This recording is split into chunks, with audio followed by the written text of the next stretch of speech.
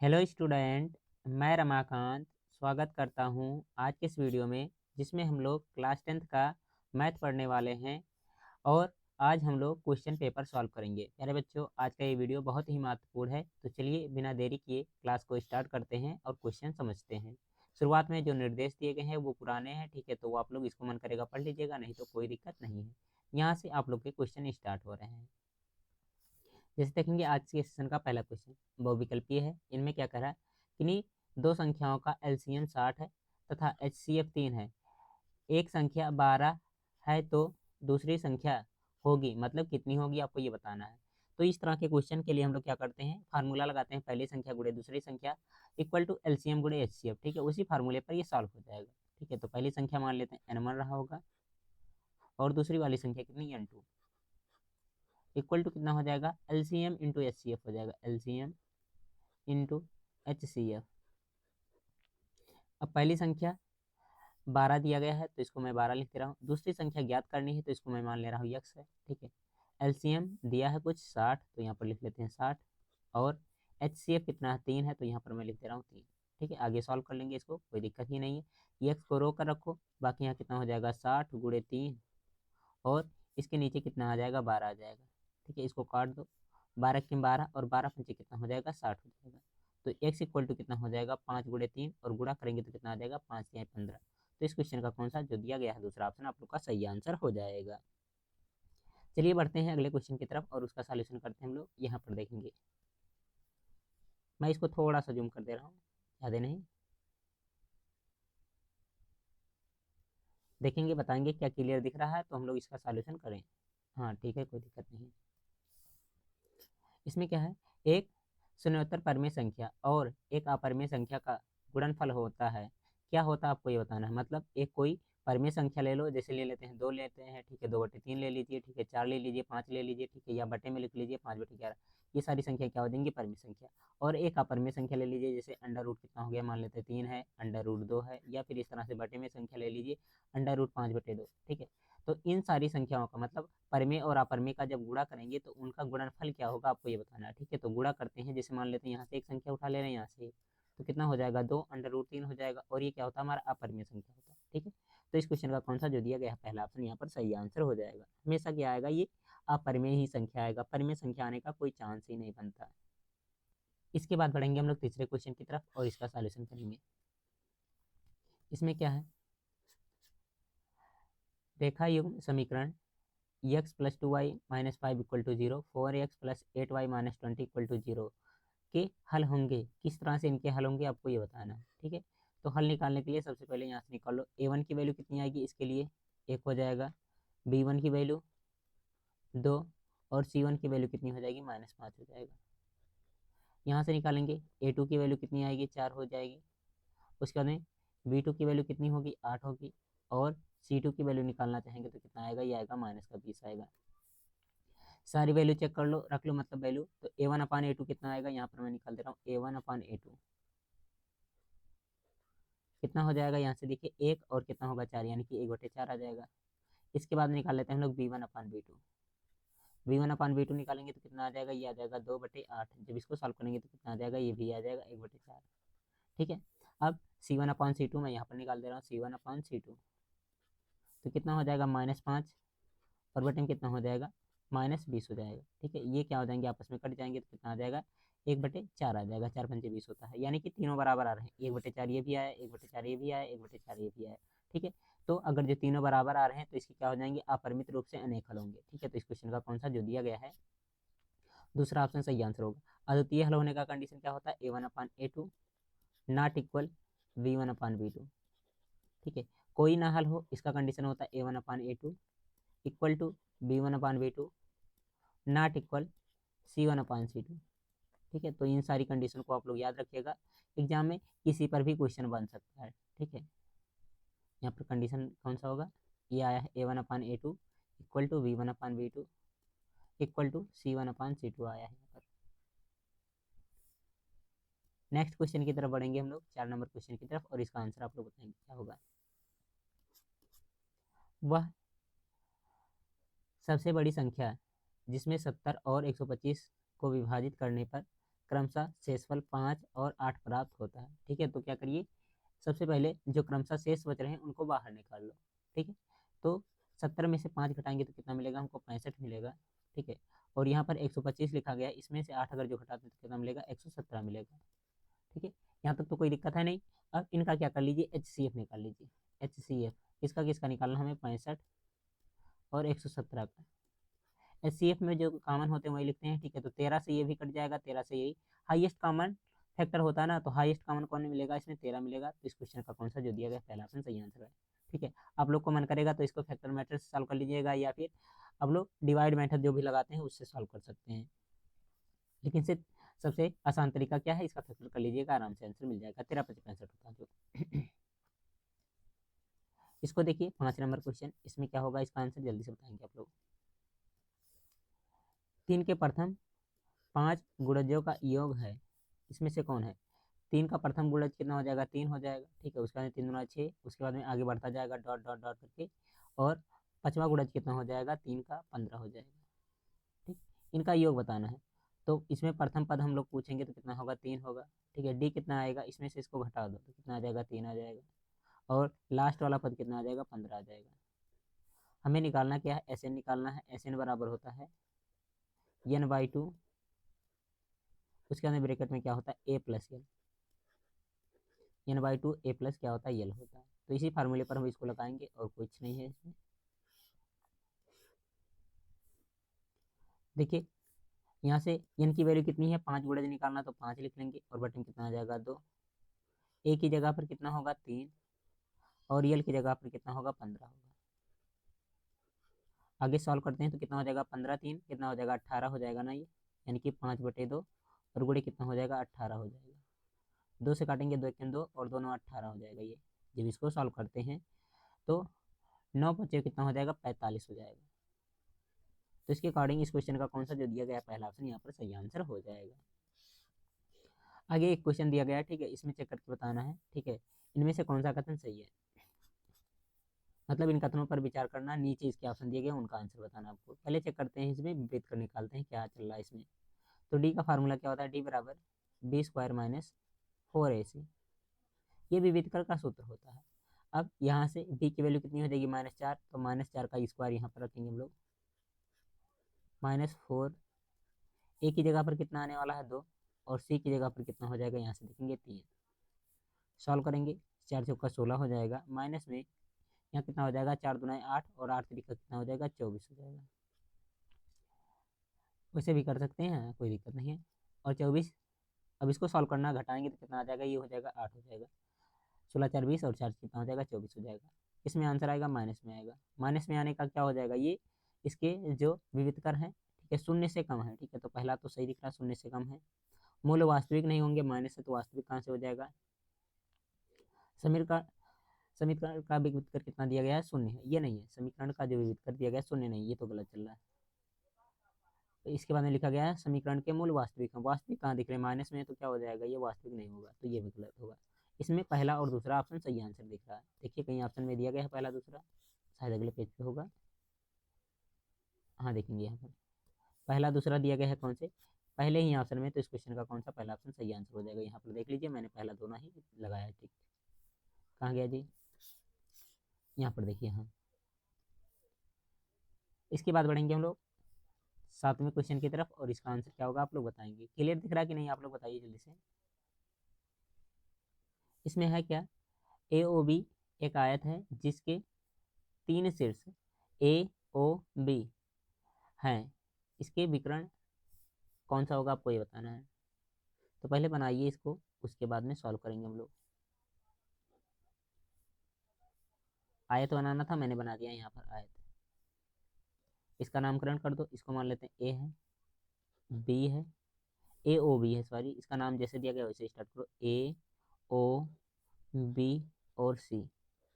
निर्देश, इसके निर्देशांक ए का दिया गया है। ठीक है, तो ए वाले पर टिक मैं कर दे रहा हूँ, जो जो दिया गया उसका यूज कर लेंगे हम लोग। ओ का भी दिया गया है, बी का भी दिया गया है। इसके विकर्ण बताने हैं, तो विकर्ण कहाँ से कहाँ तक चलता है, 1 मिनट लाइन लेना पड़ेगा मुझे।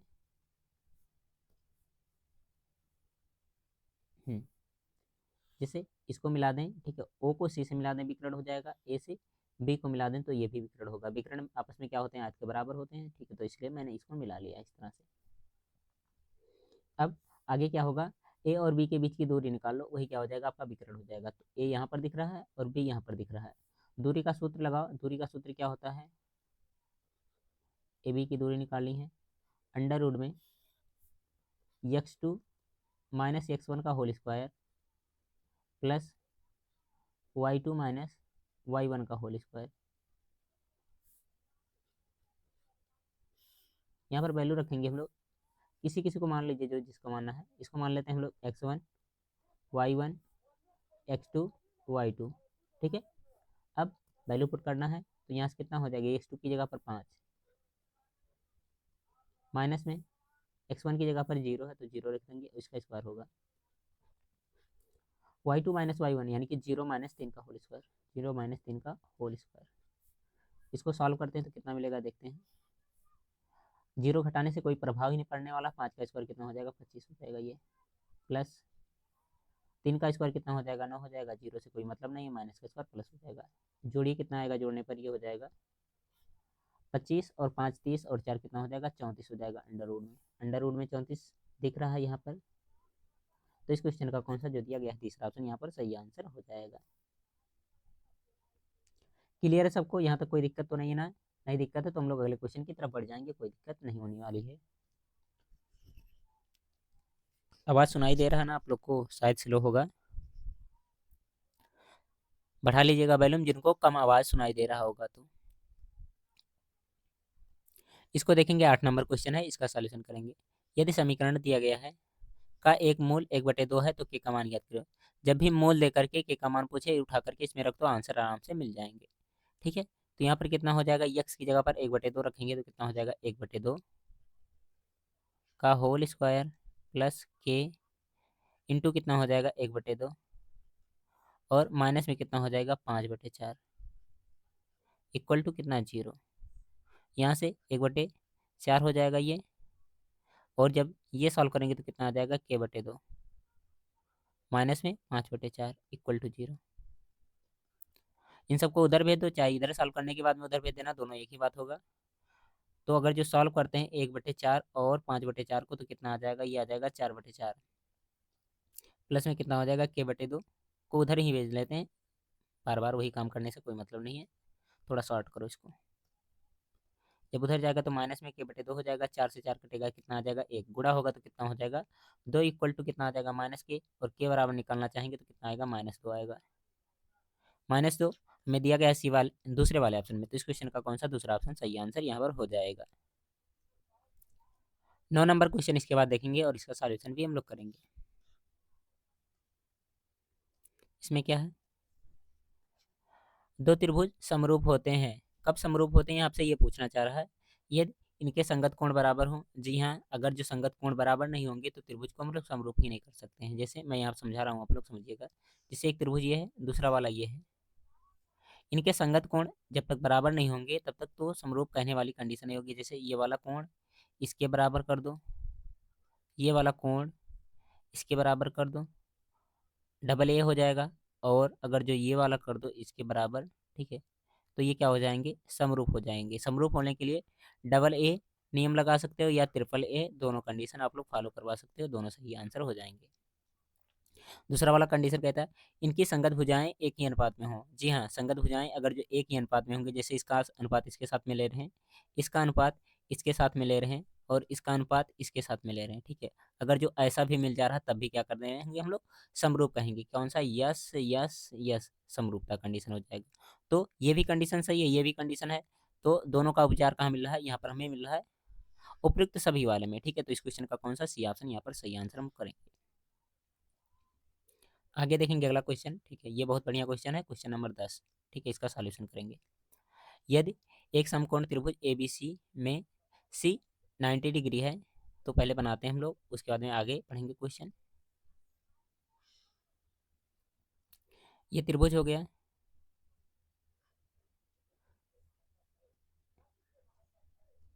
इसको मैं थोड़ा सा छोटा कर दे रहा हूँ।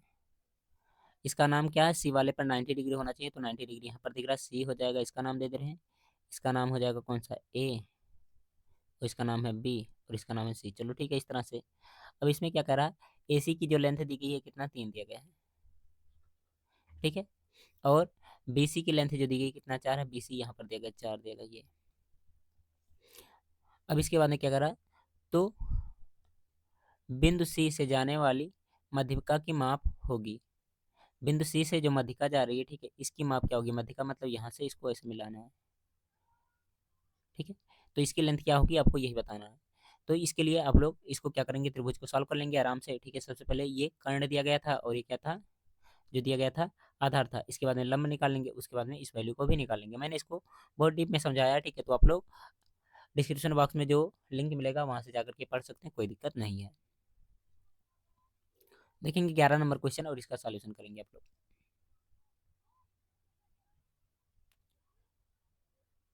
हाँ चलो ठीक है इतना। इसमें क्या है, यदि sine minus cos theta equal to 1, तो क्या देखना है आपको, मान निकालना, साइन की पावर 4 थीटा कॉस की पावर 4 थीटा का मान क्या होगा। इसको मैं थोड़ा सा नीचे कर दे रहा हूँ, नहीं होगा जी, क्या है, हाँ हो जाएगा।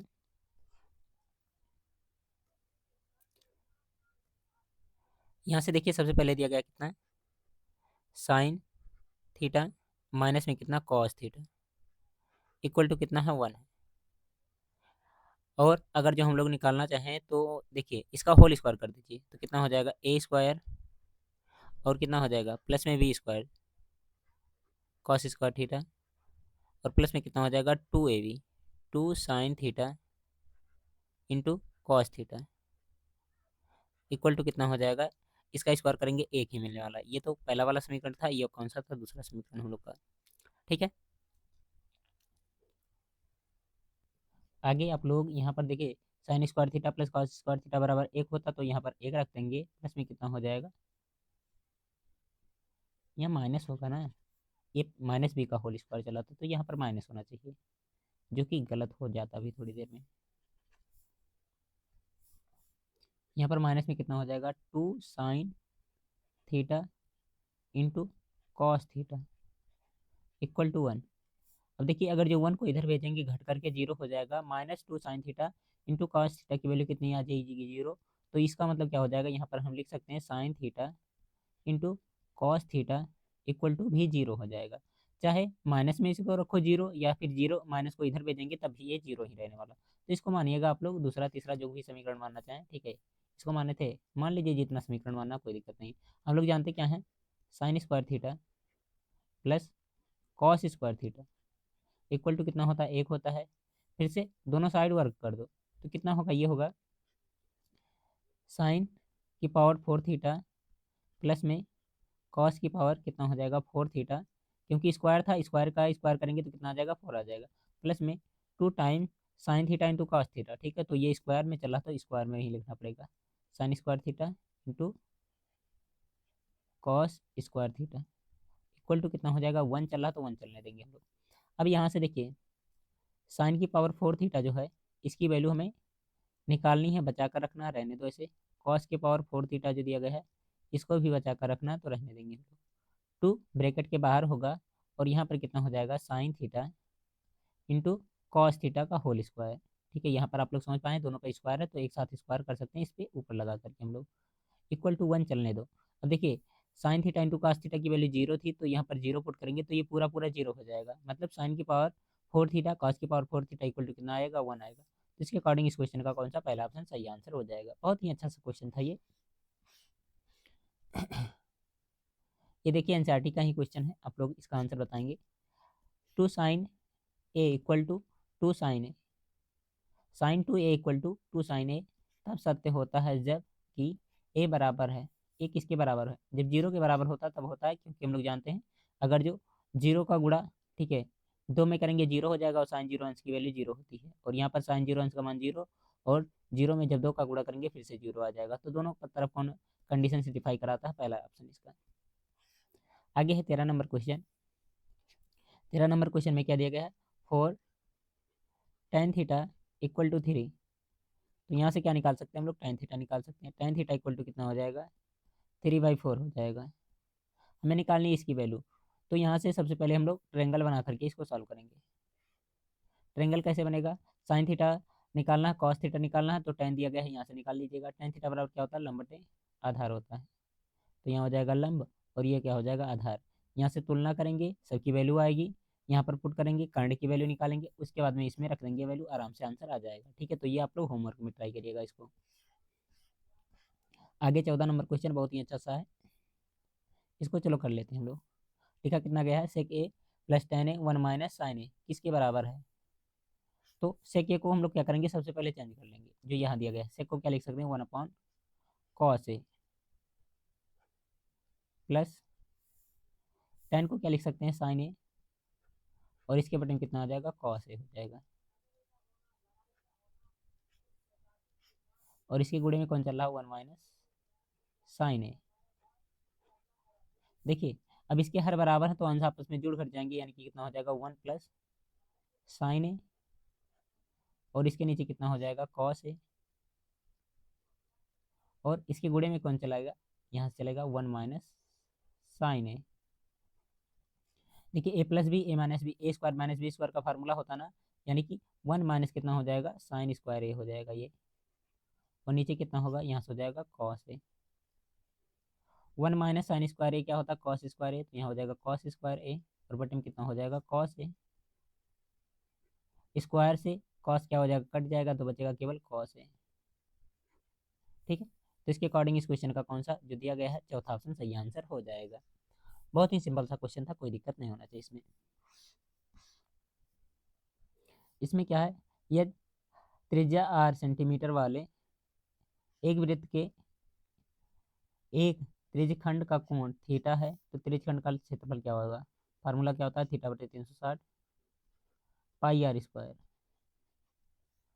थीटा बटे 360 पाई आर स्क्वायर दिया गया है पहले वाले ऑप्शन में, तो इस क्वेश्चन का कौन सा पहला ऑप्शन सही आंसर हो जाएगा। 16 नंबर क्वेश्चन में क्या है, एक सुराही निम्नलिखित का संयोजन होती है। सुराही किस तरह से बनता है, ऐसे कुछ इस प्रकार से बनता है ना ऐसे, तो इसमें क्या होता है, बेलन होता है, ठीक है, और क्या होता है, गोला होता है। ठीक है, तो इस क्वेश्चन का कौन सा पहला ऑप्शन सही आंसर हो जाएगा। नेक्स्ट 17 नंबर क्वेश्चन की तरफ बढ़ेंगे, इसको मैं जूम कर दे रहा हूँ थोड़ा सा बस।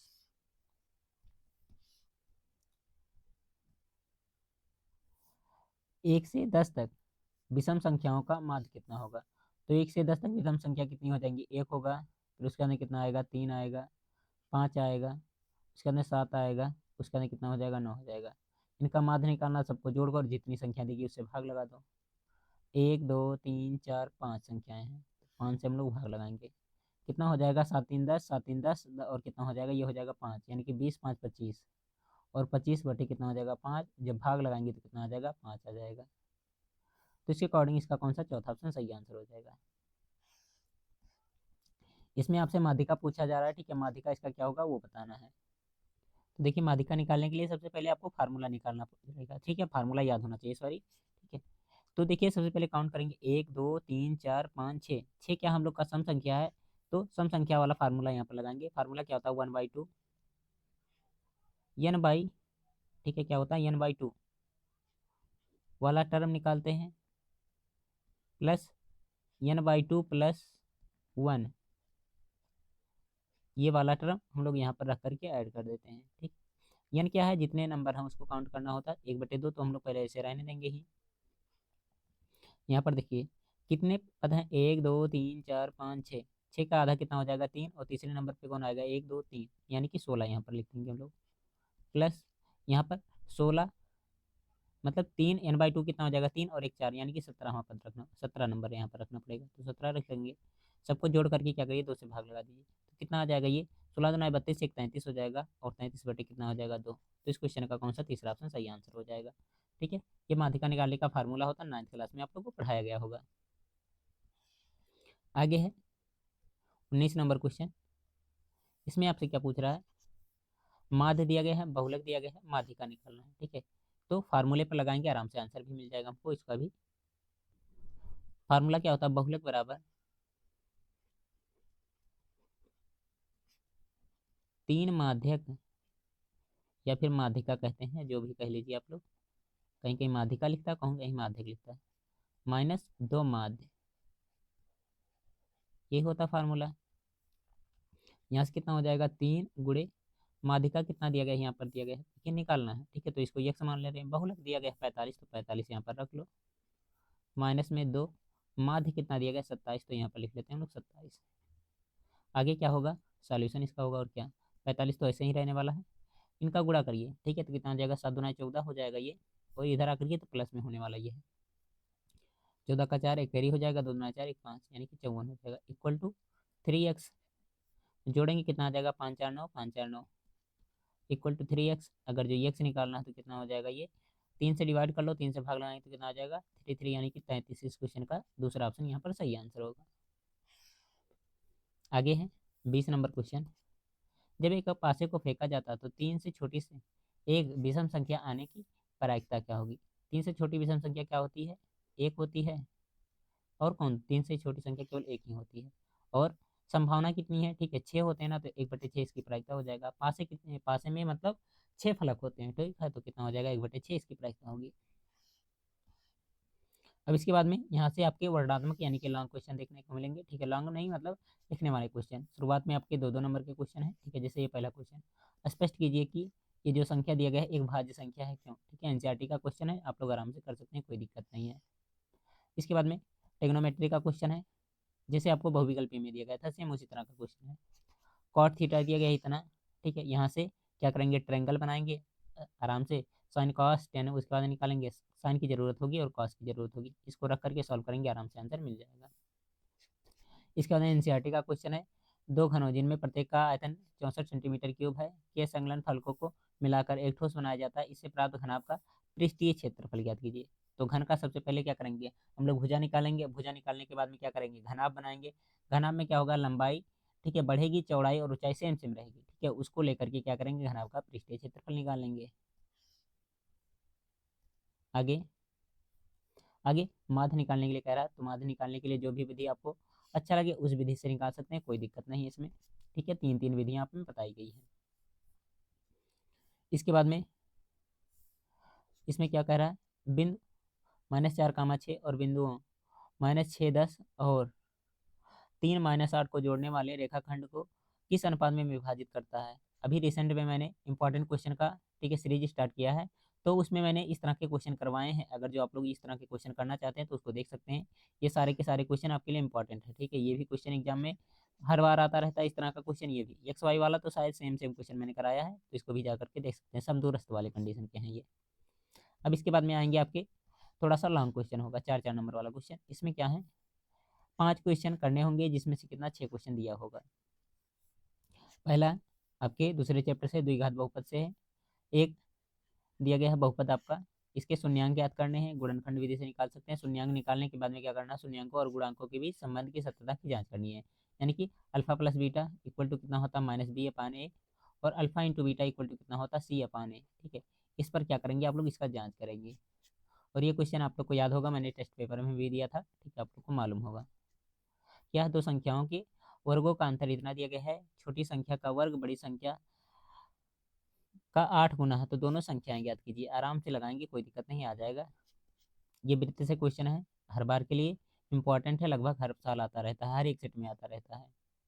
क्या है, सिद्ध कीजिए कि किसी वृत्त के व्यास के सिरों पर खींची गई स्पर्श रेखाएं समांतर होती हैं। मतलब इस तरह से वृत्त बनाते हैं, ठीक है, इसके सिरों पर इस तरह से समांतर रेखाएं खींचेंगे, मतलब 2 रेखाएं खींचेंगे, ये इसके व्यास पे हैं, तो आपको सिद्ध करना है ये वाली रेखा इसके समांतर है।